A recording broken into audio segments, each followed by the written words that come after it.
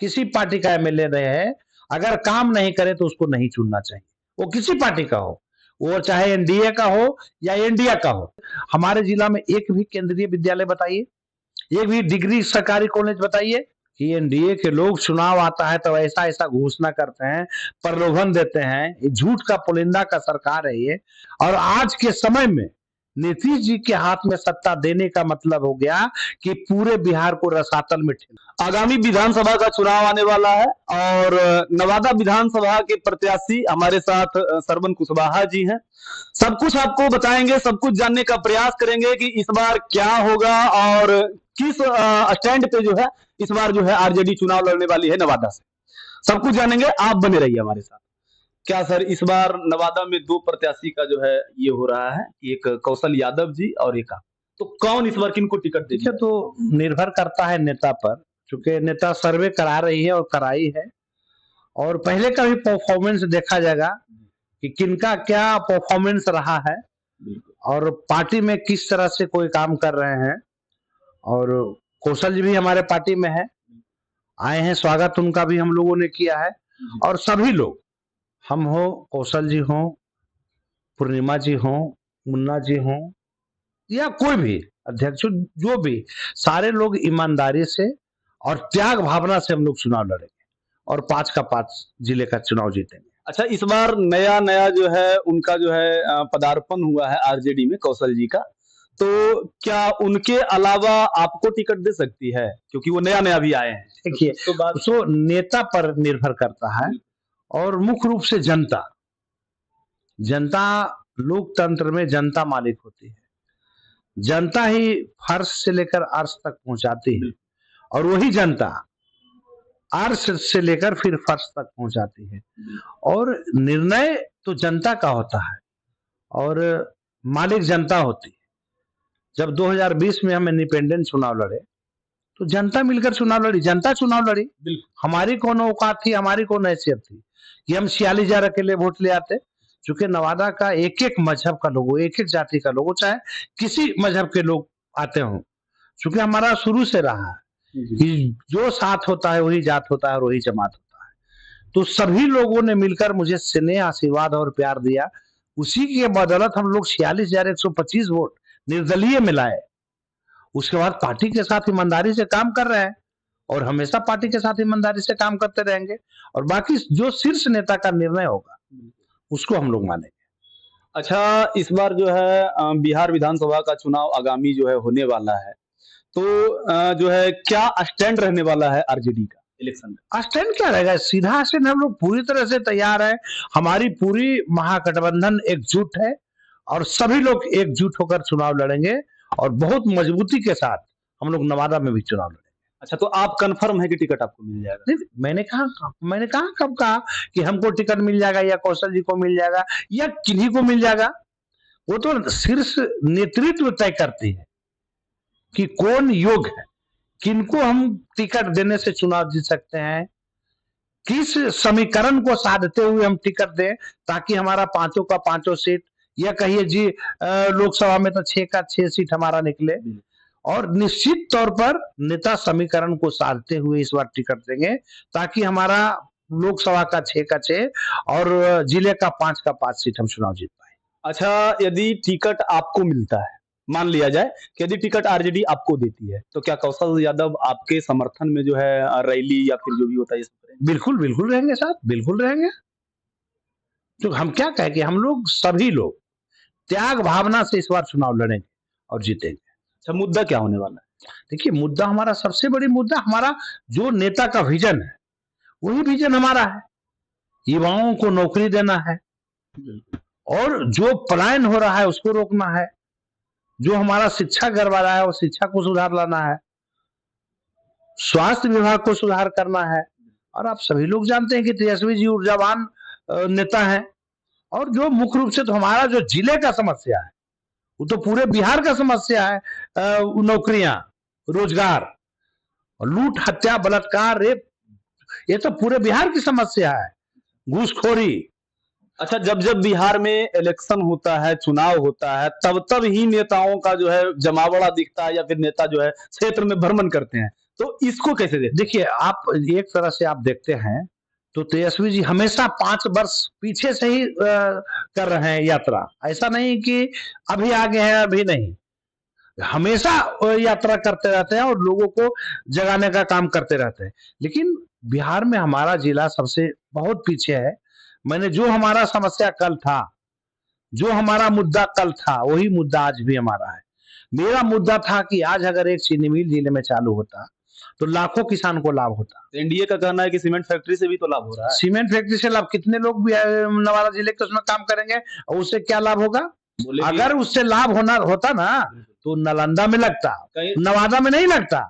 उससे जिले वासियों को लाभ नहीं होना है, उससे प्रदूषण से नुकसान होना है, इसीलिए नवादा में लगाया गया है। कहीं ना कहीं पक्षपात का आरोप लगा रहे हैं सर। बिल्कुल, बिल्कुल, आप आज से नहीं, शुरू से लगा रहे हैं कि एक आंख में नीतीश सुरमा, एक आंख में काजल। नीतीश जी पक्षपात कर बिल्कुल 100% पक्षपात करते हैं। अपना गृह जिला को जो है समृद्ध बनाना चाहते हैं और बिल्कुल, बिल्कुल कर, तो देखने की बात है। आज हमारा पूरे जिले में सभी लोग घूमते फिर, जो हमारा पुराना मुद्दा है, आज भी वही मुद्दा है। हमारा जिला में एक भी पार्क नहीं घूमने टहलने के लिए है। अगर किसी को परिवार कुटुंब नाता को घुमाना है, या हमें लोग को, आप लोग को घूमने के लिए चलना है, बच्चे को घूमना है, इंजॉय करना है, तो बताइए पूरे जिले में कहाँ है? आज हमारा पूरे जाम की जो समस्या है, पूरा जिला में जो पुल बना दिया गया है, बाईपास बनाया गया है, एनएच बनाया गया है, अगर वही पाया पर खड़ा करके अगर ढाल के ऊपर से रोड निकाला जाता, तो हमारे आज गरीब लोग, हजारों गरीब गुरबा बेसहारों को रोजी रोटी चलता, दुकानें चलता, उससे बाल बच्चा पढ़ता लिखता बढ़ता। कि लेकिन उन सब चीजों को बंद कर दिया गया। आज हमारे जिला में एक भी केंद्रीय विद्यालय बताइए, एक भी डिग्री सरकारी कॉलेज बताइए, जो कि हमारे बच्चे ऊर्जावान हैं, अंदर से दृढ़ संकल्पता के साथ पढ़ना चाहते हैं, कुछ करना चाहते हैं, अंदर से ऊर्जा भी है, स्टेमिना भी है, लेकिन पैसे के अभाव में बाहर नहीं जा सकते हैं, चूंकि जिले में पढ़ने के लिए कोई कॉलेज नहीं है। जब पैसे की बात यदि आप कर रहे हैं, तो अभी अभी सरकार का एक घोषणा हुआ है जिसमें कि कोई भी मतलब इंटरेस्ट नहीं देना है स्टूडेंट लोन की। देखिए, चुनाव क्या बोले कि एनडीए के लोग, चुनाव आता है तो ऐसा ऐसा घोषणा करते हैं, प्रलोभन देते हैं, ये झूठ का पुलिंदा का सरकार है ये। अब ये बताइए 5 साल पहले कहाँ थे, 4 साल पहले कहाँ थे? तेजस्वी जी जो कह रहे हैं कि हम 1500 देंगे, पेंशन बढ़ाएंगे, 1100 कर दिए। वो कह रहे हैं कि 200 बिजली फ्री देंगे, तो ये 125 बिजली फ्री कर दे रहे हैं। वो कह रहे हैं कि माई बहन का हम 2500 रुपया का महीना देंगे, तो ये 10,000 रुपया दे रहे हैं। तो ये तो और अभी बहुत सारे कुछ करेंगे। इतना ही नहीं, बिहार के लोगों को मूर्ख बनाने के लिए झूठ बोलकर बहुत सारा बरगलाने का काम करेंगे। लेकिन अब बिहार की जनता बरगलाएगी नहीं, चूंकि यह युवाओं का राज है। सबसे ज्यादा बेरोजगार अगर है तो युवा है, युवतियां हैं पूरे बिहार में, जो अच्छे अच्छे पढ़े लिखे आधी जीवन अपना पढ़ाई में लगा दिए, उसके बावजूद आज बेरोजगार बैठे हैं। उस रोजगार की लड़ाई है। तो हम लोग और नेता रोजगार की लड़ाई लड़ रहे हैं, भ्रष्टाचार के खिलाफ लड़ाई लड़ रहे हैं। अभी कुछ देर आप पहले आपने कहा कि जो है पक्षपात करते हैं, हमारे जो नीतीश कुमार है माननीय मुख्यमंत्री, वो पक्षपात करते हैं। उनका कहना है, उनका स्लोगन रहता है सबका साथ सबका विकास, तो फिर पक्षपात। देखिए, मैंने कब कहा कि नीतीश जी अपने जिला में, हम तो कहे ना कि अपना जिला में नालंदा में ज्यादा काम हुआ, नवादा में हमारा नहीं हुआ। और जहां तक बात रह गया विकास का, तो ये मैं कभी नहीं कहा हूं कि हाँ नीतीश जी विकास नहीं किए पूरे बिहार में। विकास किए, लेकिन अब उम्र नहीं रह गया है विकास करने का, क्योंकि सभी का उम्र होता है, उम्र ढल चुका है, अब उनको आराम करने की जरूरत है। और आज के समय में नीतीश जी के हाथ में सत्ता देने का मतलब हो गया कि पूरे बिहार को रसातल में ठेलना, नुकसान पहुंचाना, और सभी लोग जानते हैं। कहीं ना कहीं एनडीए सरकार फिर से नीतीश कुमार जो है माननीय मुख्यमंत्री जो है, उनको फिर से लाना चाह रही है, और आप कह रहे हैं कि वो मतलब रिटायर हो गए और उनको रिटायर कर देना चाहिए। तो इस पे क्या? नहीं, ये सब सिर्फ जुमला है।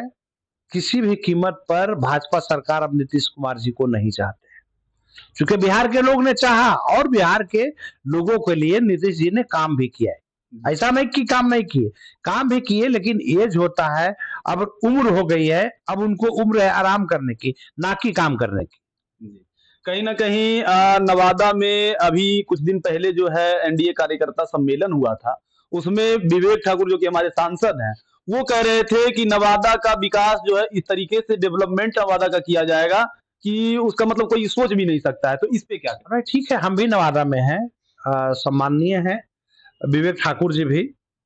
स्वाभाविक है, आज हमारे एमपी हैं, हम भी चुनाव लड़े, पीछे रहे, जी। लेकिन कोई बात नहीं, आज एमपी हैं वो।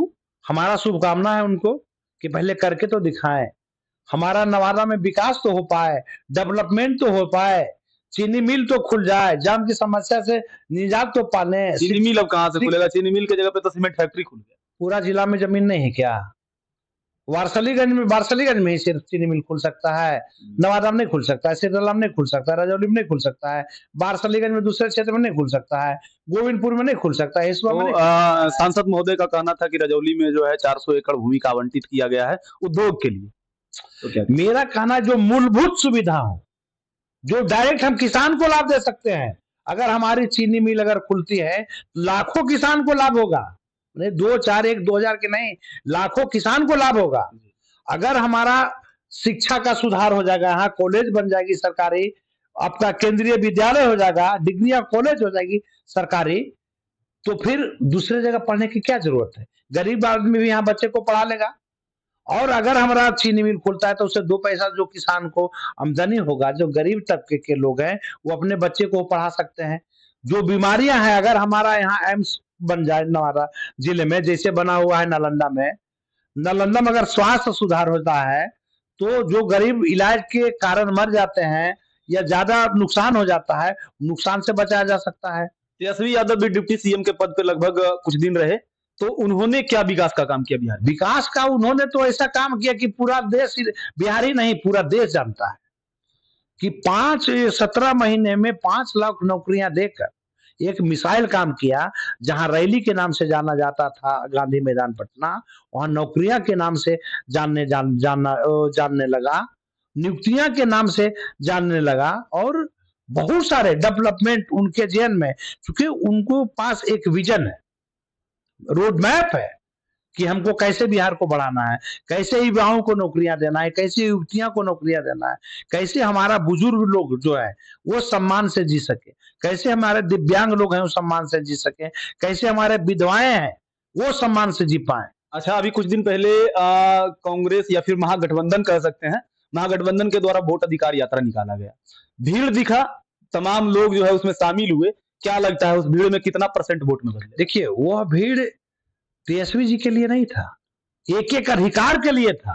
तेजस्वी जी हम सबकी लड़ाई लड़ रहे थे, अपने लिए लड़ाई नहीं लड़ रहे वोट अधिकार यात्रा, वो एक एक जनमानस के लिए लड़ रहे थे, जो वोट से वंचित किया जा रहा था, लोगों को वोट काटा जा रहा था, जो जिंदा है उसको मृत किया जा रहा था, जो मृत है उसको जिंदा किया जा रहा था वोटर लिस्ट में। जिला प्रशासन इसको झूठा साबित कर रहा है। नहीं, बिल्कुल नहीं, हम लोग भी आवेदन दिया, बहुत सब कोर्ट तो मान लिया, हम लोग प्रूफ के साथ दिया है, सुप्रीम कोर्ट में जाके दर्जनों लोग खड़ा हुए, जो जिंदा थे उनको वोटर मृत घोषित कर दिया गया था। तो विपक्ष को तो बोलना काम है, वो बोलते रहेंगे। 2 व्यक्ति को राहुल गांधी ने बुलाया अपने जो है गाड़ी पे, या फिर जैसे कह सकते हैं, और उनको संबोधित करते हुए कहा कि इनका जो है वोट कार्ड दिया गया है, और बाद में जब मीडिया उनके पास जाती है तो कहते हैं कि हमको ऐसा बुलवाया गया। क्या नहीं नहीं, ऐसा कोई बात नहीं है। देखिए, होता क्या है ना, कहे ना कि भाजपा क्या है, जुमलों की पार्टी है, वहां सही बात बोलेगा, और जब वहां से निकल के घर आएगा तो उसको कहेगा कि तुम मीडिया के सामने ये बात बोलो, नहीं तो तुमको केस में फंसा देंगे। बेचारा मजबूरन उल्टा बयान देना पड़ता है। तानाशाही है जी, बिल्कुल तानाशाही है,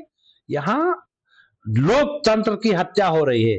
अभी तो आरजेडी की सरकार थी नवादा में, आरजेडी की सरकार 17 महीना मात्र रही, तो फिर क्या विकास हुआ? नवादा का विकास को कैसे देखते हैं? अभी 5 सीट नवादा में, 5 सीट है, ठीक है, 5 सीट में 4 सीट महागठबंधन को है, तो क्या विकास हुआ? देखिए, जो विकास नहीं किया, सरकार में कौन है?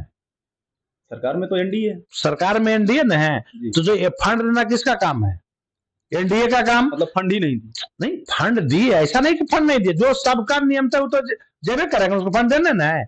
लेकिन जो एमएलए लोग थे, कुछ लोग निजी फंड में अपना लगा देते हैं, जहां हम 10 बीघा जमीन खरीदे, हम वहां फंड घुसा दिए, तो उसकी जवाब जनता देगी चुनाव में।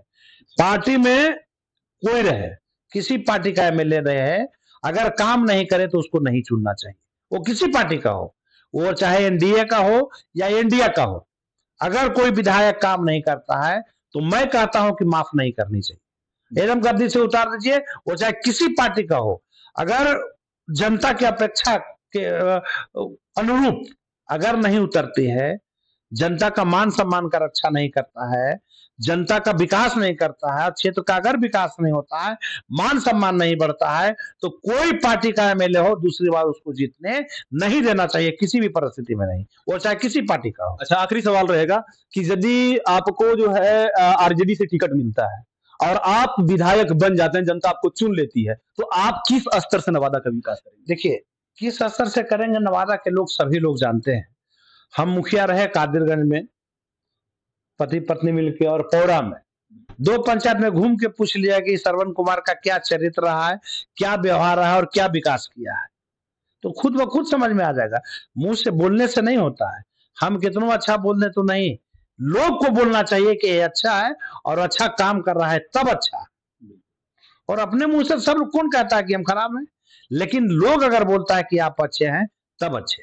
देखिए, हमारे साथ श्रवण कुशवाहा जी थे बात करने के लिए, और तमाम मुद्दों पे बात हुई। आगामी इलेक्शन आने वाला है और इलेक्शन में कैसे इनका विकास का स्तर रहेगा, ये अपने बातों को इन्होंने रखा। आप बताइए कि कौन होने चाहिए ये नवादा विधानसभा के विधायक, आप बताइए कौन। धन्यवाद।